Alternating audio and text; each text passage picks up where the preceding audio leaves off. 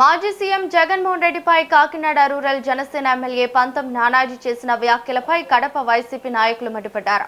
పోలీసులకు ఫిర్యాదు చేశారు. వైసీపీ కార్యకర్తల మనోభావాలు దెబ్బతినేలా నానాజీ మాట్లాడారని కంప్లైంట్ ఇచ్చారు. జగన్ కాకినాడ వెళ్లి పోటీ చేయాల్సిన అవసరం లేదని, ఆయన ఫోటోతోనే అక్కడ గెలిచే సత్తా ఉందని అన్నారు.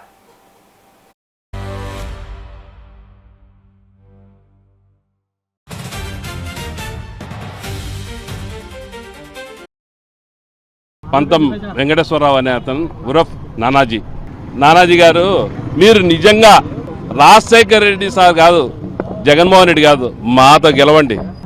జగన్మోహన్ రెడ్డి ఫోటో పెట్టేవాళ్ళు గెలుస్తారు నీ మీద. నువ్వు ఎంత వరస్ట్ మనిషివి అనేది నిజంగా నీ మాటలను తెలిసిపోయింది. నువ్వు ఎంత వరస్ట్ మనిషివి అని. కానీ నీకంటే ఎక్కువ మాకు కూడా భాష వచ్చు, మేము మాట్లాడలేక కాదు. కానీ మా నాయకుడు అలా చెప్పలే. మాకు సంస్కారం ఉంది. నువ్వు సంస్కారహీనునివి.